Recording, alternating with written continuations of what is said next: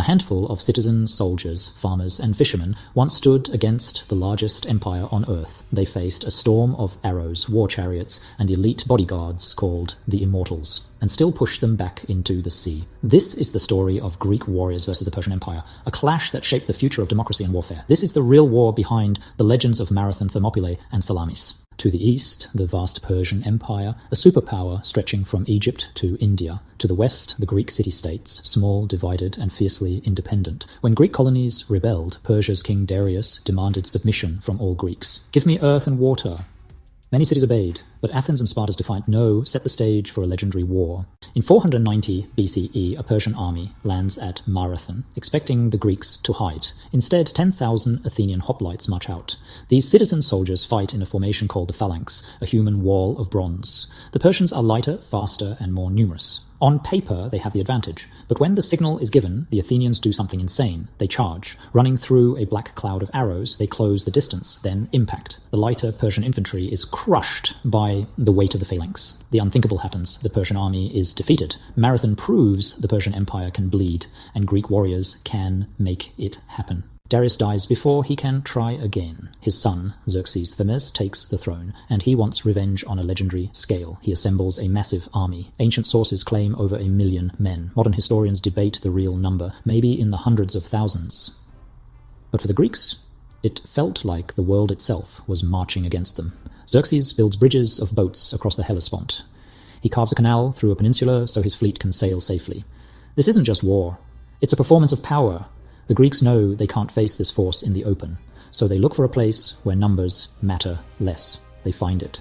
A narrow pass between steep mountains and the sea, called Thermopylae, the Hot Gates. In 480 BCE, a small Greek force, led by 300 Spartans under King Leonidas, marches to block the pass at Thermopylae. The narrow pass cancels out Persian numbers. For 2 days, Persian waves, including the elite Immortals, crash against the Greek phalanx, but the wall of shields and spears holds firm. Then, betrayal.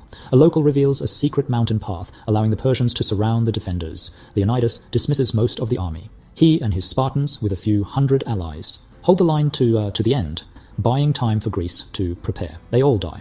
Thermopylae is a defeat, but it becomes a powerful symbol that even the greatest empire can be slowed by those who refuse to run. With Athens burned, Greece looks doomed, but the fight shifts to the sea. The Athenian commander, Themistocles, has a risky idea. Lure the massive Persian fleet into the narrow straits of Salamis. The Persians take the bait, their ships jam together, unable to maneuver.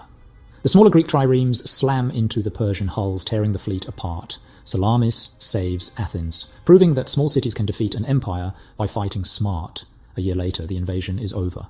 So who truly won? On the battlefield, the Greeks achieved the impossible. They stopped a superpower, preserving the space for ideas like democracy to grow. It was a collision of two systems, a vast empire of kings and small cities of citizen soldiers. Their warriors became legends, their stories polished over time. But the core truth remains: ordinary men fighting together stopped a king who believed the world belonged to him. Greek warriors versus the Persian Empire wasn't just a clash of armies. It was a clash of ideas. Obedience versus freedom. Empire versus city-state. Power versus principle. And yet both sides were human. Ambitious, afraid, brave, flawed. So here's the question I'll leave you with.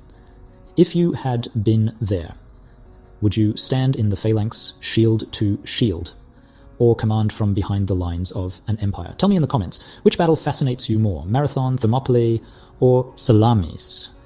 And why? If you enjoyed this journey into ancient warfare, hit like, subscribe, and share this video with someone who still thinks history is boring. Because here on this channel we don't just remember history, we relive it.